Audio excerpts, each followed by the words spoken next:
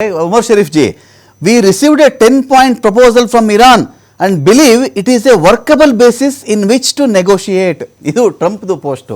ಅಂದರೆ ಯಾವ ಥರ ವರ್ಕಬಲ್ಲು, ಈ ಹಾರ್ಮುಜ್ ಕತೆ ಏನು ಮಾಡಾಕಿದ್ದು ಈ ಮನುಷ್ಯ ಅಂತೇಳಿ ಒಂದು ಭಾಗ ಬಂದರೆ ನಮ್ಮದು ಇಡೀ ಮಧ್ಯಪ್ರಾಚ್ಯದಲ್ಲಿ ಇರಾನ್ ಹೊಸ ಶಕ್ತಿಯಾಗಿ ಉದಯವಾಗ್ತಾ ಇದೆಯಾ, ಯಾವುದನ್ನ ಥ್ರೆಟ್ ಅಂತ ಎಲ್ಲರೂ ಭಾವಿಸ್ತಾ ಇದ್ರಲ್ಲ, ಈ ಥ್ರೆಟ್ ಅಮೆರಿಕನೇ ಸೋಲಿಸಿದ್ದೀನಿ ಹೋಗ್ರಿ, ನೀವು ಯಾವುದು ನಂಗೆ ಲೆಕ್ಕಕ್ಕಿಲ್ಲ ಅಂತ ಹೇಳುವ ಸ್ಥಿತಿಗೆ ಇರಾನ್ ಬರುತ್ತಾ, ಅಥವಾ ಇರಾನ್ ಅಕ್ಕಪಕ್ಕದ ಯಾವುದೇ ದೇಶಗಳನ್ನು ಅಮೆರಿಕ ಎಷ್ಟೇ ನೆಲೆ ಬಳಸ್ಕೊಂಡಿದ್ರು ಕೂಡ ಆ ದೇಶಗಳು ಒಳಗಡೆ ಎಷ್ಟೇ ಬೇಸರ ಇದ್ದರೂ ಕೂಡ ಆ ಬೇಸರ ಅಮೆರಿಕ ಮೇಲಿತ್ತೆ ಹೊರತು ಇರಾನ್ ಮೇಲೆ ಸ್ಟ್ರಾಂಗ್ ಆಗಿತ್ತು ಅಂತ ನನಗೆ ಅನಿಸ್ತಾ ಇಲ್ಲ. ಉಮರ್ ಶರೀಫ್ ಜಿ ನೋಡಿ, ಇವಾಗ ಟ್ರಂಪ್ ಇವತ್ತಿಗೆ ಕೊಟ್ಟಿರುವ ಒಂದು ಹೇಳಿಕೆ ಮೇಲೆ ನಾವು ನಾಳೆ ಏನ್ ಮಾಡ್ತಾರೆ ಅಂತ ನಾವು ಕನ್ಕ್ಲೂಡ್ ಮಾಡಕ್ ಆಗೋದಿಲ್ಲ.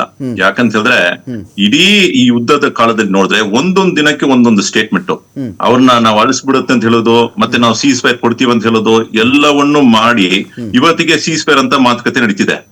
ಬಟ್ ಇದನ್ನ ಕೂಡ ಇರಾನ್ ಅವ್ರು ಏನ್ ಹೇಳ್ಕೊತಾರೆ, ವಿ ಲುಕ್ ಅಟ್ ವಿತ್ ಡಿಸ್ಟ್ರಸ್ಟ್, ಇದ್ರ ಮೇಲೆ ನಮ್ಗೆ ನಂಬಿಕೆ ಇಲ್ಲ, ಟೋಟಲಿ ಇದ್ರಲ್ಲಿ ನಂಬಿಕೆನೇ ಇಲ್ಲ ಅಂತ. ಸೊ ಅವ್ರಿಗೂ ನಂಬಿಕೆ ಇಲ್ಲ, ನಮ್ಗೂ ನಂಬಿಕೆ ಇಲ್ಲ. ಇವಾಗ ಏನ್ ಮಾಡ್ಬೋದು, Trump may be buying time. ಅವ್ರು ಏನ್ ನೋಡ್ಬೋದಂದ್ರೆ, ಅವ್ರು ಇವಾಗ ಇನ್ನೂ ಸ್ವಲ್ಪ ಈ ಟೈಮ್ ಅನ್ನ ಉಪಯೋಗ ಮಾಡಿ ನೇಟೋವನ್ನ ಹೇಗಾದ್ರೂ ಈ ಯುದ್ಧದಲ್ಲಿ ಬರಕ್ಕೆ ಅವರು ಮೋಟಿವೇಟ್ ಮಾಡಬಹುದು ಅಂತ ನನ್ನ ಅನಿಸಿಕೆ ಇರೋದು. ಯಾಕಂತ ಹೇಳಿದ್ರೆ ಈ 14 ಡೇಸಿನ ಕದನ ವಿರಾಮದ ನಂತರ ಯುದ್ಧ ಮಾಡಬೇಕಂತ ಉದ್ದೇಶ ಟ್ರಂಪ್ ಒಳಗೆ ಇರತ್ತೆ ಅಂತ ನನ್ನ ಅನಿಸಿಕೆ ಇರೋದು. ಸೊ ಇವಾಗ ಏನು ಇದನ್ನ ನೋಡ್ಬಿಟ್ಟು ನಾವ್ ಏನ್ ಕನ್ಕ್ಲೂಡ್ ಮಾಡೋಂಗೆ ಏನು ಇಲ್ಲ. ಬಿಕಾಸ್ ಇರಾನ್ ಗವರ್ಮೆಂಟ್ ಕೂಡ ಇದನ್ನ ಕನ್ಕ್ಲೂಡ್ ಮಾಡ್ತಿಲ್ಲ, ಮತ್ತೆ ಇಂಟೆಲೆಕ್ಚುಯಲ್ಸ್ ಕೂಡ ಇದನ್ನ ಕನ್ಕ್ಲೂಡ್ ಮಾಡ್ತಿಲ್ಲ. ನಿಮ್ಗೆ ಗೊತ್ತಿರೋ ಹಾಗೆ ಈ ಶಾಬಾಜ್ ಶರೀಫ್ ಬಂದು ಮೀಡಿಯೇಟ್ ಮಾಡಿ ಏನ್ ಒಳ್ಳೇದಾಗತ್ತೆ ಅಂತ. ಖಮೇನಿ ಡೇಂಜರ್ ಇದ್ದಿದ್ದ, ಮುಜ್ತಬಾ ಖಮೇನಿ ಡೇಂಜರ್, IRGC ಡೇಂಜರ್ ನಿಮ್ ಪ್ರಕಾರ?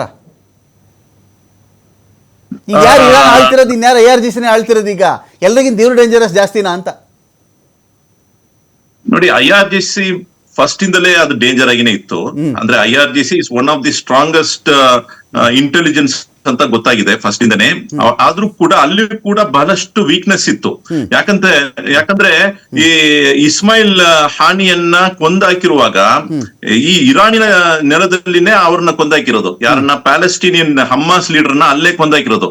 ಸೊ ಎಷ್ಟೋ ಇಂಟೆಲಿಜೆನ್ಸ್ ಇದ್ರು ಕೂಡ ಅಲ್ಲೂ ಕೂಡ ಫೇಲಿಯರ್ ಆಗಿದೆ. ಅದ್ ಏನು ಅಷ್ಟೇನು ಪವರ್ಫುಲ್ ಇಲ್ಲ. So same thing holds to everybody. ಎಲ್ಲರಿಗೂ ಒಂದು ಸ್ಟ್ರಾಂಗ್ ಪಾಯಿಂಟ್ ಇದೆ, ವೀಕ್ ಪಾಯಿಂಟ್ ಇದೆ. ಏನು ದೊಡ್ಡ ಡೇಂಜರಸ್ ಅಂತ ಹೇಳುವಷ್ಟರಲ್ಲಿ ಏನಿಲ್ಲ. ಬಟ್ ಮುಜ್ತಬಾ ಖಮೇನಿಯನ್ನ ಇವಾಗ ಆಯ್ಕೆ ಮಾಡಿರೋ ಕಾರಣ ಏನಂದ್ರೆ, ಒಂದು ಸ್ಪಿರಿಚುವಲ್ ಲೀಡರಿನ ಮಗ ಬಂದ್ರೆ ಇನ್ನೂ ಮರ್ಯಾದೆ ಇರುತ್ತೆ, ಎಲ್ಲರೂ ಅವರ ಮಾತಿಗೆ ಬೆಲೆ ಕೊಡಕ್ಕೆ ಸಾಧ್ಯತೆ ಇದೆ ಅಂತ ಆ ಒಂದು ಕಾರಣನೇ ನಿರ್ಧಾರ ತಗೊಳಕ್ಕೆ ಒಂದು ಕಾರಣ ಇರಬೇಕಿತ್ತು. ಸೊ ದೇರ್ ಫಾರ್ ಯಾರು ಪವರ್ಫುಲ್ ಅಂತ ತೋರ್ಸ್ಕೊಳ್ಳೋಕ್ಕಿಂತ ಅವರಲ್ಲಿ ಇರತಕ್ಕಂತ ಒಂದು ವಾರ್ ಸ್ಟ್ರಾಟಜಿಯನ್ನ ನಾವು ಬಹಳಷ್ಟು ಅಪ್ರಿಶಿಯೇಟ್ ಮಾಡ್ಬೇಕು. ಈ ವಾರ್ ಸ್ಟ್ರಾಟಜಿ ಇದೆಯಲ್ಲ, ಅಟ್ರಿಷನ್ ವಾರ್ ಮಾಡ್ತಾ ಇದ್ರಲ್ಲ, ಆದ್ರೆ ನಮ್ಗೆ ಸೋಲಾದ್ರೂ ಪರವಾಗಿಲ್ಲ, ಆದ್ರೆ ಶತ್ರುವಿನ ಅವರ ಎಕಾನಮಿಯನ್ನ ನಾವು ಬೀಳ್ಸ್ಬೇಕಂತ ಆ ಒಂದು ಉದ್ದೇಶ ಪೂರ್ವಕವಾಗಿ ಯುದ್ಧ ಮಾಡಕ್ಕೆ ಅವ್ರು ಸಿದ್ಧವಾಗಿದಾರಲ್ಲ, ಅದು ಅವರ ಸ್ಮಾರ್ಟ್ನೆಸ್ ತೋರಿಸ್ಕೊಳ್ತಿದೆ. ಸೊ ಅವ್ರೇನು ಶಕ್ತಿವಂತರಿಗಿಂತ ಅವರ ಒಂದು ಬುದ್ಧಿವಂತಿಕೆಯನ್ನು ನಾವು ನೋಡ್ಬೇಕಾಗಿದೆ. It is not shakti, it is their buddhi which is making a great impact. Prabhakar sir, ಇಸ್ರೇಲ್ಗೆ ಯಾರು ಇವಾಗ ಮೂಗುದಾರ ಹಾಕೋರು? ಲೆಬನಾನ್ ಮೇಲೆ ಹೋಗ್ತಾನೆ ಇದ್ದಾರೆ ಅವರು, ಅಲ್ಲೆಲ್ಲೆಲ್ಲೋ ಬಾಂಬ್ ಸಿಡಿಸ್ತಾ ಇದ್ದಾರೆ. ಇಸ್ರೇಲ್ ಈಗ ಈ ಯುದ್ಧ ಅಮೆರಿಕ, ಇಸ್ರೇಲ್, ಇರಾನ್ ನಡುವಿನ ಕದನ ವಿರಾಮ ಅಂತ ನನಗೆ ಅನಿಸ್ತಾ ಇಲ್ಲ. ಒಂಥರ ಇದರಲ್ಲಿ ಇಸ್ರೇಲ್ ಎಕ್ಸ್ಕ್ಲೂಡ್ ಆಗಿದೆ ಅನ್ನೋ ಥರ ಒಂದು ಫೀಲ್ ಬರ್ತಾ ಇದೆ. ನನ್ನ ಪಾಡು ನಾನು ಇರ್ತೀನಪ್ಪ, ನೀವು ಏನು ಬೇಕಾದ್ರೂ ಒಪ್ಪಂದ ಮಾಡ್ಕೊಳ್ಳಿ. ಇರಾನ್ ಮತ್ತು ಅಮೆರಿಕವನ್ನು ಯುದ್ಧದಲ್ಲಿ ಎಂಗೇಜ್ ಮಾಡಿ ತನ್ನಗೆ ಬಾರ್ಡರ್ ಹಂಚ್ಕೊಂಡಿರ್ತಕ್ಕಂಥ ಲೆಬನಾನ್ ಮೇಲೆ ಇಸ್ರೇಲ್ ಬಿದ್ದಿದೆಯಲ್ಲ, ಇವ್ರದ್ದೇನು ಕತೆ? ಇವ್ರ ಮೇಲೆ ಯಾರ ಕಂಟ್ರೋಲು? ಈಗ ಇರಾನು ಇಸ್ರೇಲ್ ಮೇಲೆ ಯುದ್ಧ ಮಾಡ್ಬೋದಾ ಲೆಬನಾನ್ ಪರವಹಿಸ್ಕೊಂಡು? ನೋಡಿ, ನೀವು ಪಾಕಿಸ್ತಾನದಿಂದ ಆರಂಭ ಮಾಡಿದ್ರಿ ಪ್ರಶ್ನೆ, ಅದ್ರಿಂದಾನೇ ಉತ್ತರಕ್ಕೆ ತರ್ತೀನಿ ನಾನು. ಆಕ್ಚುಲಿ ಶರೀಫ್ ಅವ್ರು ಬರ್ದಿದ್ದ ಆ ಡ್ರಾಫ್ಟ್ ಅಂತ ತೋರ್ಸಿದ್ರಲ್ಲ, ನಾನ್ ನೋಡಿದೀನಿ ಆ ಡ್ರಾಫ್ಟ್. ಅದ್ರೊಳಗಡೆ ಏನಿದೆ, ಇನ್ಕ್ಲೂಡಿಂಗ್ ಇಸ್ರೇಲ್ ಅಂತ ಹೇಳಿದೆ ಅದ್ರಲ್ಲಿ. ಅದು ಒಂದು ತಪ್ಪು. ಈಗ ಉತ್ತರಕ್ಕೆ ಬರ್ತೀನಿ. ಇದೇನು ಅಂದ್ರೆ, ಲೆಬನಾನ್ ಮೇಲೆ ಇಸ್ರೇಲ್ಗೆ ಇರುವಂತ ಆಸೆ ಅಥವಾ ದುರಾಸೆ ಯಾವತ್ತೂ ಕಡಿಮೆ ಆಗೋದಿಲ್ಲ. ಅವ್ರು ಅದನ್ನ ಬಿಡೋದಿಲ್ಲ. ಅವರು ಮೊನ್ನೆಯಿಂದಾನೇ ಹೇಳ್ಕೊಂಡ್ ಬಂದಿರೋದು, ಬೆಂಜಮಿನ್ ನೆತನ್ಯಾಹು, ಇದು ಯಾವುದೇ ಏನೇ ಅಗ್ರಿಮೆಂಟ್ ಆದ್ರೂ, ಮಾತುಕತೆ ಆದ್ರೂ ಸೀಸ್ ಫೈರ್ಗೆ ಅದಕ್ಕೆ ಅಮೆರಿಕ, ಇರಾನ್ ಜವಾಬ್ದಾರಿ ಇರ್ತಾರ ಅಷ್ಟೇ ಹೊತ್ತು ನಾವ್ ಅದ್ರ ಭಾಗ ಅಲ್ಲ ಅಂತ ಹೇಳಿದ್ರು ಒಂದು. ಆಮೇಲೆ ಅವ್ರು ಕೊಟ್ಟಿರೋ ಅವರ ಡಿಮಾಂಡ್ ಗಳಲ್ಲಿ ಇಸ್ರೇಲ್ ಹೆಸರು ಅದ್ರಲ್ಲಿ ಇಲ್ಲ. ಹಾಗಾಗಿ ಇಸ್ರೇಲ್ ಇದರಿಂದ ಹೊರಗೆ. ಆ ಒಂದು ಧೈರ್ಯದಿಂದನೇ ಇಸ್ರೇಲ್ ಅವರು ಇನ್ನೂ ಮುಂದೆ ಗಲ್ಫ್ ಮೇಲೆ ಕೂಡ ಅವ್ರಿಗೆ ಅಟ್ಯಾಕ್ ಮಾಡೋದಿಲ್ಲ ಅಂತ ಹೇಳಿಲ್ಲ. ಅಮೆರಿಕ ನಾವು ಅಟ್ಯಾಕ್ ಮಾಡೋದಿಲ್ಲ ಮುಂದಿನ 15 ದಿನ ಅಂತ ಹೇಳಿದ್ದಾರೆ. ಸೀಸ್ ಫೈರ್ ಇನ್ನೂ ಆಗಿಲ್ಲ. ಅದಕ್ಕೆ ಮಾತುಕತೆ ನಾಡಿದ್ದು ಶುಕ್ರವಾರ ಇಸ್ಲಾಮಾಬಾದ್ ನಲ್ಲಿ ಬಹುಶಃ ನಡೆಯುತ್ತೆ. ಅದಕ್ಕೆ ಇವರು ಯಾರೋ JD ವ್ಯಾನ್ಸ್ ಅವರು ಹೋಗುವಂತ ಸಾಧ್ಯತೆ ಅತಿಯಾಗಿ ಇದೆ.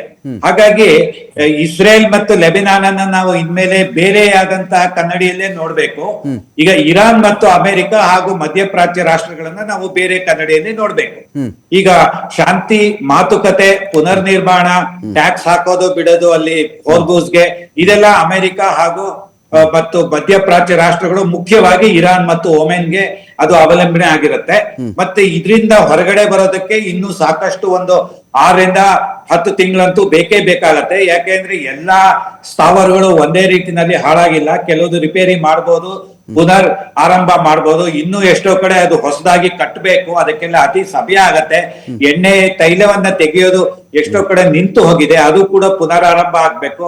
ಹಾಗಾಗಿ ಈಗ ಅಲ್ಲಿ ಮುಖ್ಯವಾಗಿ ಇರೋ ಪ್ರಶ್ನೆ ಅಂದ್ರೆ 15 ದಿವಸದಲ್ಲಿ ಸಿಕ್ಕಾಕೊಂಡಿರ್ತಕ್ಕಂತ ಹೆಚ್ಚು ಕಡಿಮೆ 3,000ದಷ್ಟು ಅನಿಲ ಹಾಗೂ ಕಚ್ಚಾ ತೈಲವನ್ನು ಹೊತ್ತಿರ್ತಕ್ಕಂತ ಹಡಗುಗಳನ್ನ ಇದರಿಂದ ಹೋರ್ಮೋಸ್ ದಿಂದ ಬಂದು ಮುಕ್ತಗೊಳಿಸ್ಬೇಕು. ಅದು ಅತಿ ಮುಖ್ಯವಾದಂತದ್ದು. ಟೋಲ್ ಪ್ರಶ್ನೆ ನಂತರ